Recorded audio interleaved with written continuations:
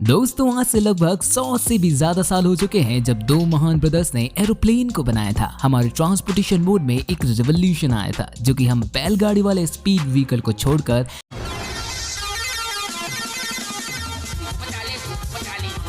किसी भी लंबी जर्नी को बहुत कम समय में करा देती थी। उन ब्रदर्स ने ये जरूर सोचा होगा कि अगर हम किसी ट्रांसपोर्टेशन को लैंड या फिर वाटर पर करते हैं तो उसकी स्पीड स्लो हो जाती है, और अगर हम एयर में करते हैं तो हम उसकी स्पीड को एयर से मैच कर सकते हैं, यानी कि हम एयर व्हीकल को एयर की स्पीड से मैच करके चला सकते हैं। और इसी वजह से एरोप्लेन का इन्वेंशन हुआ था। वैसे एरोप्लेन की बात की जाए तो आपने इस प्रकार के पैसेंजर एरोप्लेन तो जरूर देखे होंगे, और अगर असली में नहीं देखे तो फोटो में तो जरूर देखे ही होंगे, और अगर तब भी नहीं देखे तो छोटी बच्ची हो क्या?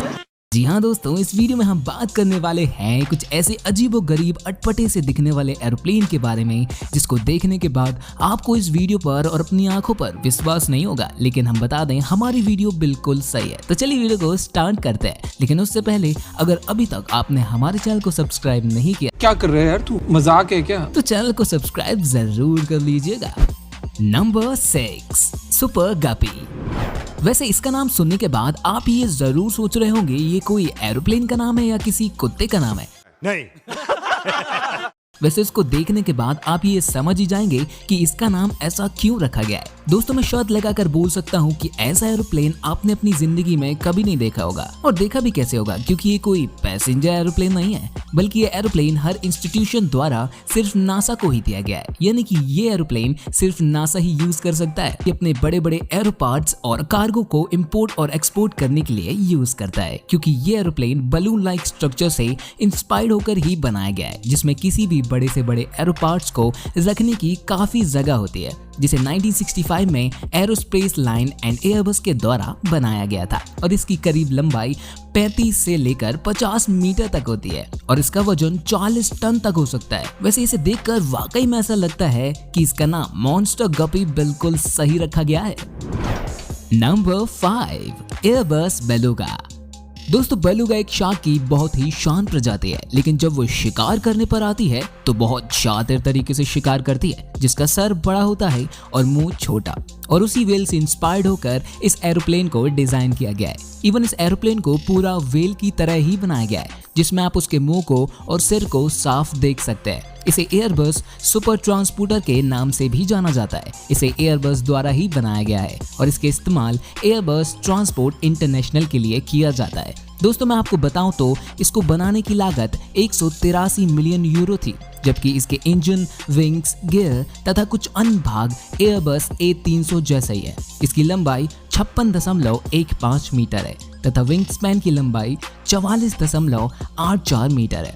इसका वजन 86.5 से भी ज्यादा है और इसके ईंधन की क्षमता 35,000 लीटर के लगभग है। वैसे एक बात तो है, जब ये एरोप्लेन हवा में उड़ता है तब ऐसा लगता है कि कोई डॉल्फिन हवा में तैर रही हो।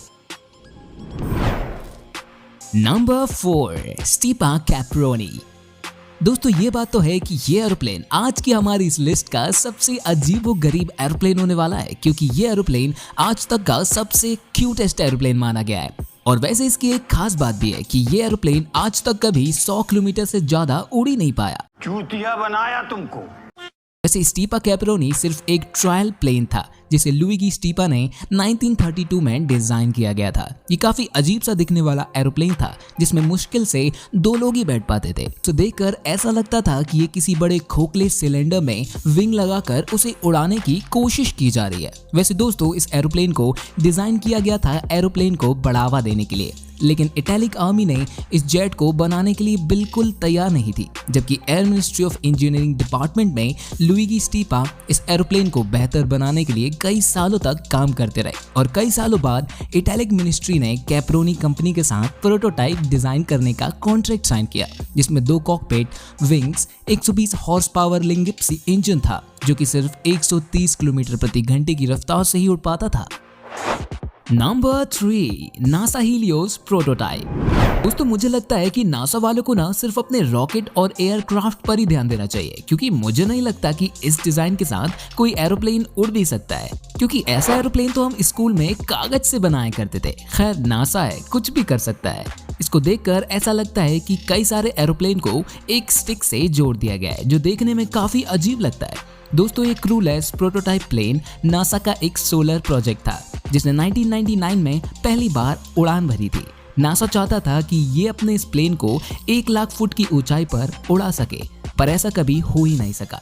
लेकिन एक हॉरिजॉन्टल विंग एयरक्राफ्ट होने के साथ साथ इसने 96,000 फुट की ऊंचाई पर जाकर एक वर्ल्ड रिकॉर्ड बनाया था। और नासा ने इस एयरक्राफ्ट को 50,000 फुट की एल्टीट्यूड को मेंटेन करते हुए इसे 4 दिन तक लगातार उड़ाया था, जो सिर्फ सोलर एनर्जी से जनरेट इलेक्ट्रिसिटी से चलता था।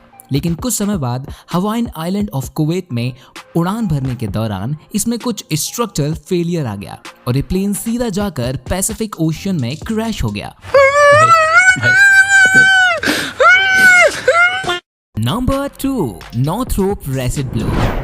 वैसे तो ये व्हाइट है, लेकिन इसका नाम ब्लू क्यों है पता नहीं। वैसे इसको देखकर ऐसा जरूर लगता है कि किसी बच्चे ने अपनी आर्ट बुक में एलियन के स्पेसशिप को ड्रॉ किया हो। क्या वाकई में ये उड़ता भी है? अबे साले।